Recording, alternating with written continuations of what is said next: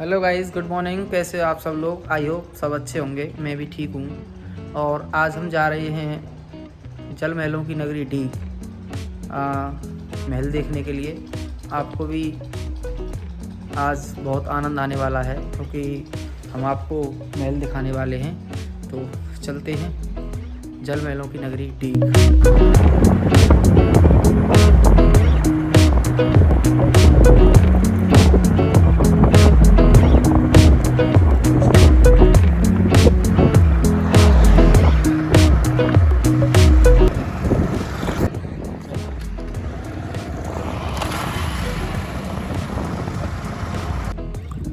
और ये जो तुम मेरे पीछे देख रहे हो, ये जमुना जी से इस तालाब को भरा जाता है।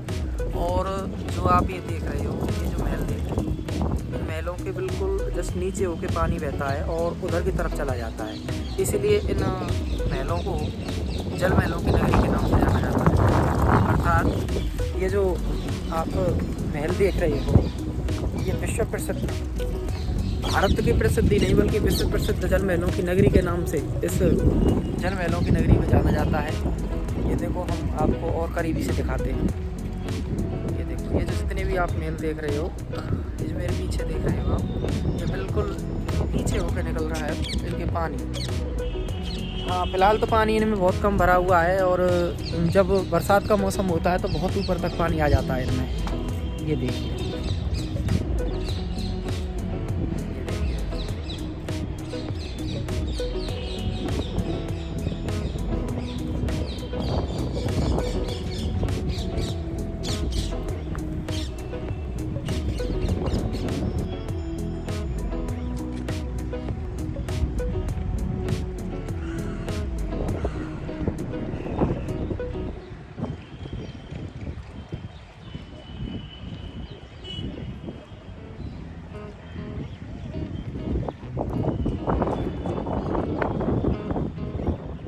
आप देख रहे हो बहुत विशाल तालाब है और यहाँ पर जमुना जी से पानी इसमें लाया जाता है। ये महाराज साहब ने यहाँ की व्यवस्था की थी। जो हमारे राजस्थान और यूपी का जो बॉर्डर है, वहाँ पे जो एक नहर बहती है, उसमें से इस तालाब के लिए पानी की व्यवस्था की गई है। और ये जो आप महल देख रहे हो, इसके दोनों तरफ एक बार और दिखा दूँ। ये जो तुम तालाब देख रहे हो, इस तालाब के दोनों तरफ, इस तरफ और उस तरफ, दोनों तरफ तालाब बने हुए हैं और इन दोनों तालाबों में जमुना जी से पानी आता है। यहाँ पर लोग इस घाट के ज़रिए बहुत एंजॉय करते हैं, नहाते हैं।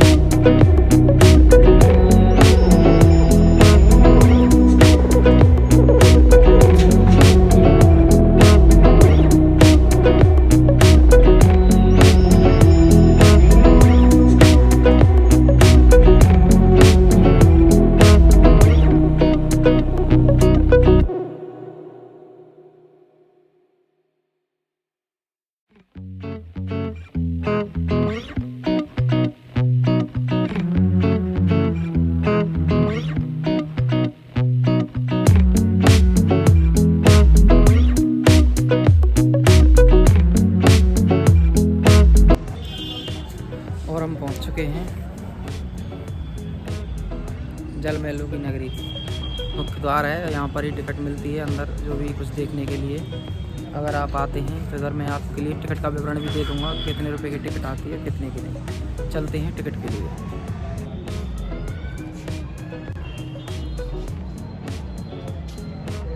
टिकट की दर लिखी हुई है सामने, अगर 25 रुपये प्रति पर्सन।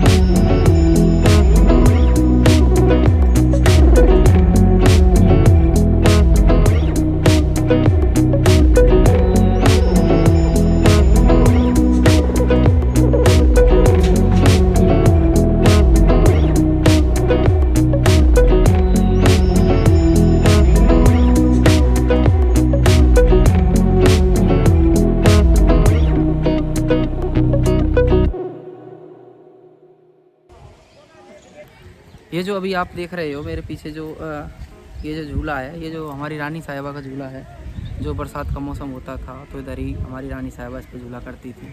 और ये जो तुम पीछे देख रहे हो ये है गोपाल भवन। इस गोपाल भवन में आप देखेंगे तो महाराज साहब के बेड है।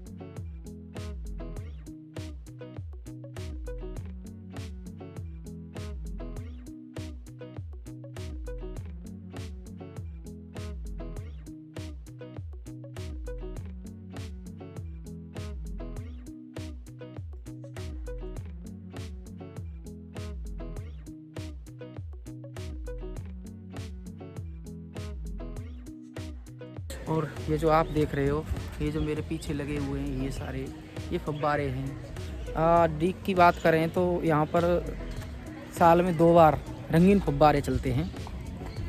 बहुत ही भव्य फव्वारे होते हैं और ये एक मोटर से नहीं चलते हैं। ये यहाँ पर चलने की एक अलग ही तरकीब है, मैं आपको दिखा दूँ। ये जो आप बिल्डिंग देख रहे हैं यहाँ पर, ये बिल्डिंग ऊपर वाली बिल्डिंग पर 5 से 6 फुट और कम से कम नहीं तो एक 70 बाई 70 फुट का एक बहुत बड़ा गहरा गड्ढा है।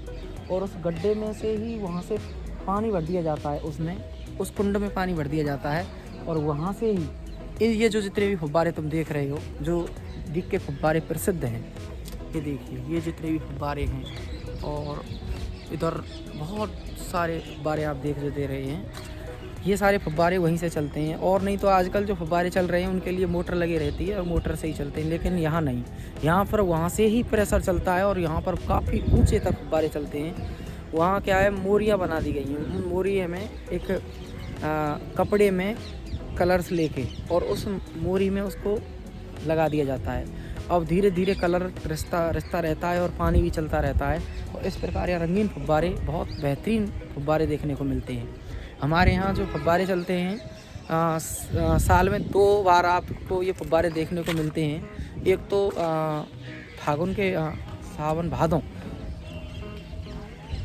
भादों के महीने में एक बार मेला लगता है, बहुत भव्य मेला लगता है। और एक बार यहाँ पर आप देखेंगे, एक बार यहाँ पर फरवरी बसंत पंचमी के आसपास यहाँ पर भारतीय पुरातत्व विभाग द्वारा यहाँ पर एक बहुत भव्य मेला लगाया जाता है। तो उस समय भी 2 बार फव्वारे चलाए जाते हैं, एक बार मेला में और एक बार भारतीय पुरातत्व विभाग द्वारा जो भी चलते हैं। अब आपको और दिखाते हैं, यहाँ की कुछ भव्य दृश्य दिखाते हैं आपको।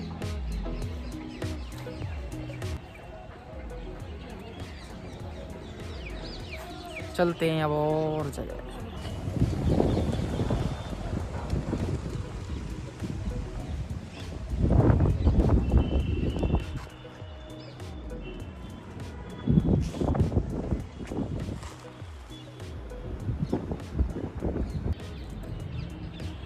इस समय मैं खड़ा हूँ बिल्कुल जल महलों के ऊपर। ये देखिए मेरे नीचे बिल्कुल पानी भरा हुआ है और ये एक महल बना हुआ है। ये देखिए, जब गर्मियों के दिन होते थे तो महाराज साहब भरतपुर से इधर ही घूमने आया करते थे। ये देखिए।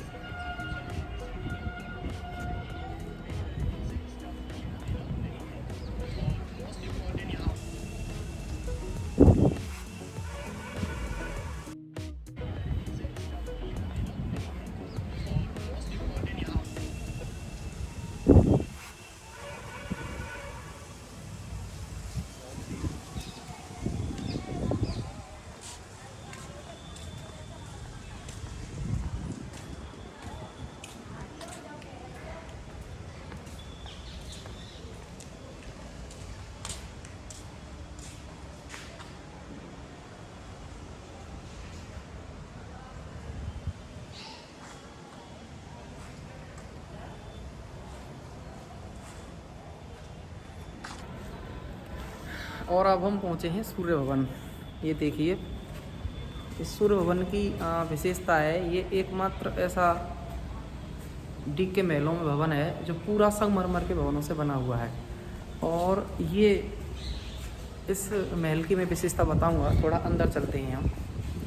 आप इस महल में कहीं से भी एंटर हो सकते हो और महल के चारों तरफ आप आर पार देख सकते हो। ये देखिए, मैं तुम्हें एक बताता हूँ। ये देखिए, ये देखिए,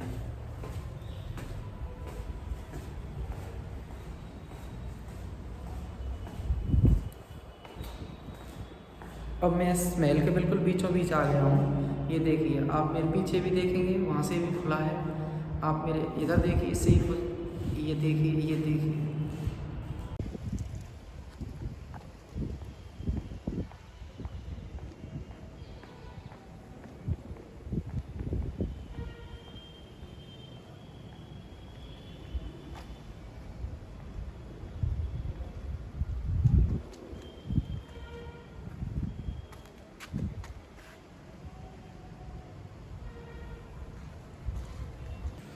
ये जो तुम मेरे पीछे देख रहे हो, ये है सूरज महल के नाम से इस भवन को जाना जाता है। इसके बारे में कुछ मैं इसकी हिस्ट्री बता दूं। एक बार हमारे महाराज साहब ने आगरा के पास आक्रमण किया, तो वहाँ पर ये मदरसा था और उस मदरसे को उखाड़ लाए थे पूरे को। अब आप पूछेंगे कि ये मदरसा ऐसे कैसे खड़ा कर दिया। इसके बनाने के पीछे एक कला थी कि प्रत्येक पत्थर पर एक एक नाम दे दिया गया। 1 2 3 काउंटिंग। सब पत्थर अलग अलग लगे हुए हैं और सब पत्थरों को एक करके ये पूरा सूरज महल बनाया गया था। ये देखिए, क्योंकि आप इसमें देख रहे हैं ये जो गुम्बददार किला,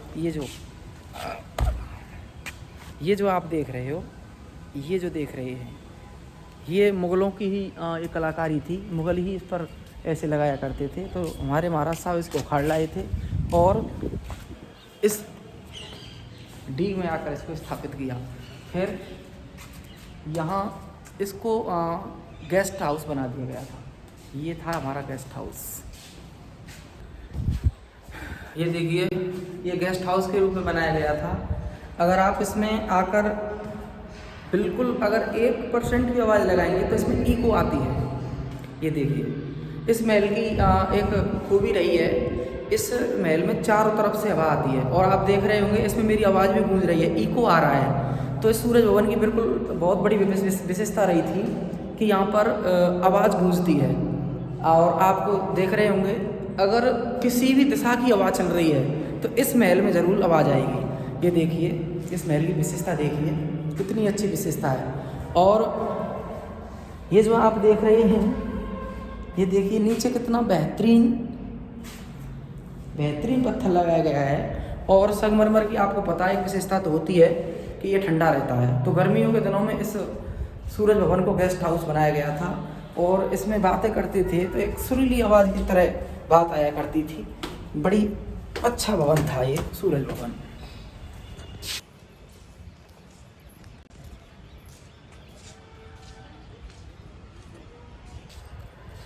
और ये जो तुम मेरे पीछे जाल देख रहे हो, ये हमारे महाराज साहब के पास एक पालतू शेर था और उस शेर को इस पिंजरे में बंद कर दिया जाता था और उधर पीछे की साइड से पत्थर का गेट था, उसे लगा दिया जाता था। चलिए थोड़ा देखते हैं, अगर खुला हुआ होगा तो आपको दिखाते हैं, क्योंकि ज़्यादातर बंद कर दिए गए हैं महल। खुला हुआ है, आपके लिए दिखाते हैं।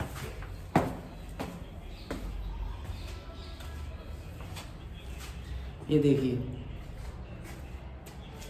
ये था, इसमें शेर बंद हुआ करता था इस पिंजरे में। और आपको बता दें, ये देखो आप इसमें देख रहे होंगे, ये मेरा हाथ जा रहा है इस प्रकार। इसमें एक पत्थर फंसा दिया जाता था यहाँ होके, ये इसमें इस तरफ पे, इस तरफ, तो यहाँ पर पत्थर लगा दिया जाता था और शेर को बंद कर दिया जाता था। और कोई शेर होता था तो इसमें बंद कर दिया जाता था। बहुत ज़बरदस्त विशेषता थी हमारे महाराज साहब की महल की।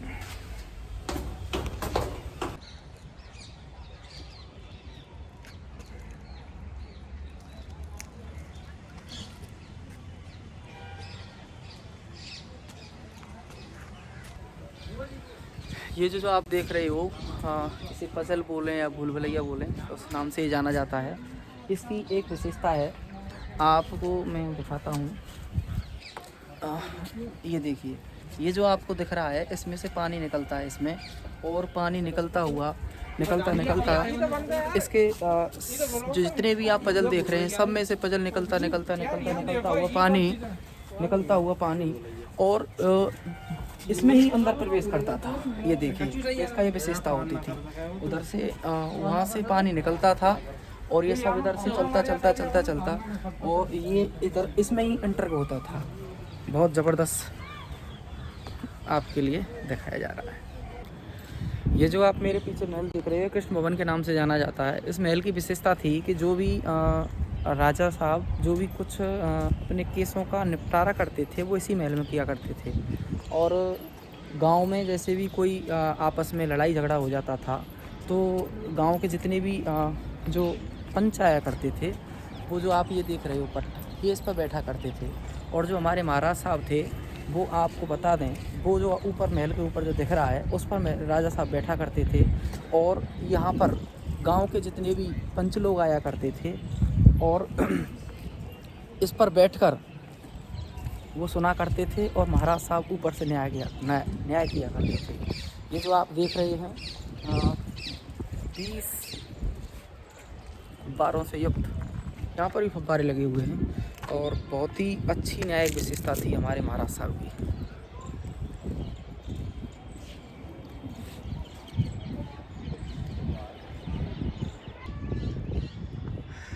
ये है वो मंच जिस पर गांव के पंच लोग बैठा करते थे और महाराज साहब उस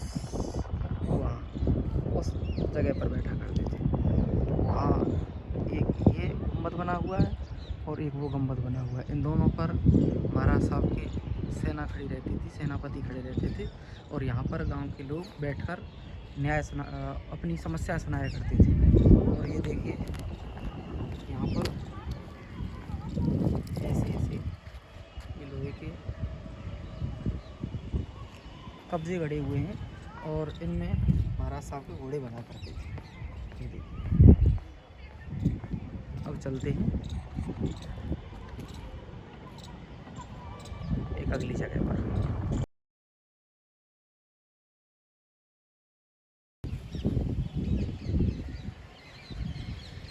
ये जो आप सामने देख रहे हैं, इस भवन का नाम है केशव भवन।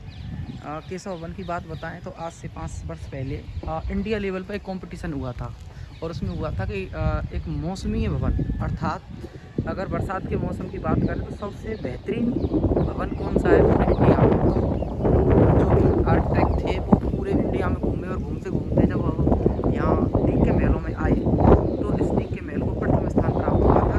ये हम आपको बता दें। इस महल की विशेषता थी,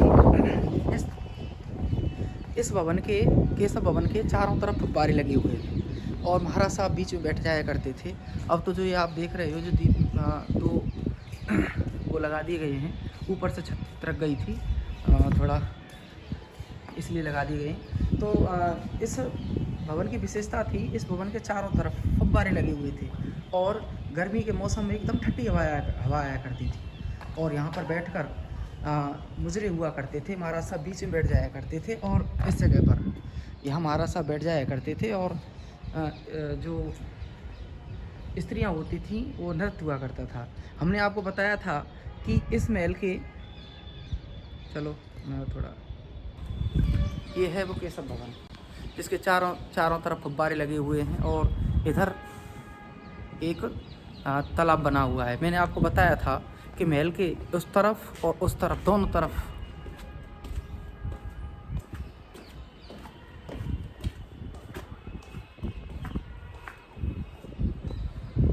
तालाब बने हुए हैं और इन तालाबों में यमुना जी से पानी आता है। ये देखिए, ये अगर पूरे जल महलों की नगरी की बात करें, डीग की बात करें, तो टोटल 2000 फव्वारे यहाँ पर लगे हुए हैं और 2000 फव्वारों की विशेषता एक कुंड पर होती थी और वहाँ से ही पानी चलता था। और ये पीतल या फिर लोहा या फिर कोई प्लास्टिक की लाइन नहीं बिछी हुई है। यहाँ जो लाइन बिछी हुई है वो है मिट्टी के पाइप बिछे हुए हैं और उनमें से ही पानी आता है और फव्वारे चलते हैं। के सब भवन की विशेषता ये तो थी कि चारों तरफ बड़े बड़े फव्वारे लगे हुए थे। और देखो मैं आपको बता दूं, ये जो फव्वारे आप देख रहे हैं ये भी फव्वारे थे। ये छोटे छोटे फव्वारे इस महल के चारों तरफ लगे हुए थे और एक तो इस तरफ इस बिल्डिंग में और बीच में बड़े बड़े फव्वारे और एक ये भी, ये देखिए। तो बताते हैं यहाँ कि इस महल में बैठने के बाद में ऐसा लगता था जैसे कि आप वर्षा ऋतु में बैठे हुए हैं। ये देखिए, मैं चारों तरफ घूमकर दिखा रहा हूँ आपको, बड़ा अच्छा महल केशव भवन। मैंने आपको बताया था कि इन महलों के दोनों तरफ गोपाल सागर और रूप सागर दो एक तालाब बने हुए हैं और दोनों आपस में जॉइंट हुए हुए हैं। ये देखिए, तो उस तरफ मैंने आपको दिखाया था, एक इस तरफ मैं आपको दिखा रहा हूँ। ये दोनों तालाब आपस में जुड़े हुए हैं और महलों को एकदम शीतलता प्रदान करते हैं। इसीलिए ये महल गर्मियों के लिए ही बनाए गए थे। महाराज साहब इनमें बैठा करते थे।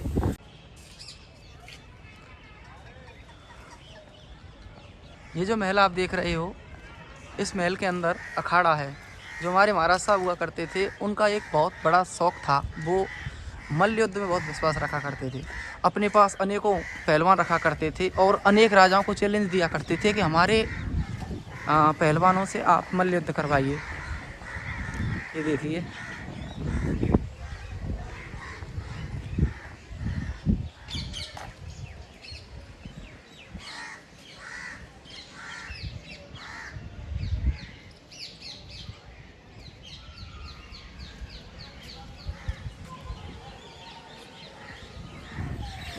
इस महल के अंदर बहुत बड़ा अखाड़ा बना हुआ है और थोड़ा वीडियो और फोटो क्लिक करना मना है, इसलिए मैं अंदर नहीं जा सकता।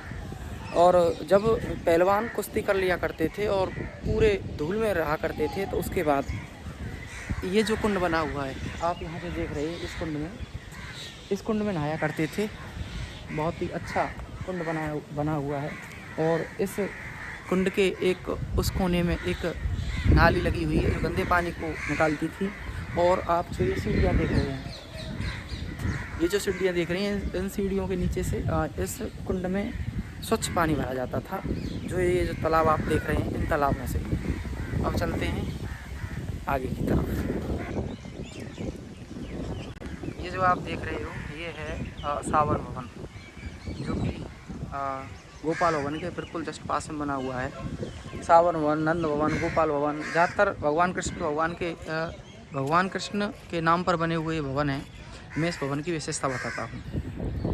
ये जो तुम भवन देख रहे हो, इस भवन का नाम है सावन भवन। इस भवन की विशेषता रही है कि जो श्रावण मास में जब गर्मियाँ उमस भरी गर्मी जब पड़ती थी तो एसी और कूलर तो हुआ नहीं करते थे। इस भवन में ये जाली लगी हुई है और ये जो तालाब देख रहे हो, ये गोपाल ताल है और इसमें से जब ऐसे हवा चलती है तो इसमें बिल्कुल ऐसे समझो जैसे एसी चल रही है। तो जो महाराज साहब के जो सेक्रेटरी हुआ करते थे वो उसमें बैठा करते थे। और ये जो महल आप देख रहे हो, ये महाराज साहब का मेन महल था। और ये जो आप देख रहे हो गोपाल ताल में खड़ा हुआ ये पूरा महल 4 मंजिला इमारत इस जल में खड़ी हुई है। और मैं आपको पहले उधर दिखा के लाया था, उधर रूप सागर था और इधर ये गोपाल सागर है। इन गोपाल सागर और रूप सागर के बीच में बना हुआ ये महल बहुत ही भव्य है। आप इसे देखने ज़रूर आएँ। इस पे आप इस महल में आपको आकर बहुत ही नई नई जानकारियाँ मिलेंगी और बहुत कुछ देखने को मिलेगा। और राजस्थान की जो जल महलों की नगरी है वो यहाँ आप डीग के महलों को जाना जाता है, राजस्थान की जल महलों की नगरी। और राजस्थान की नहीं, भारत की जल महलों की नगरी हमारे डीग के महल हैं। आप आइए और एंजॉय कीजिए।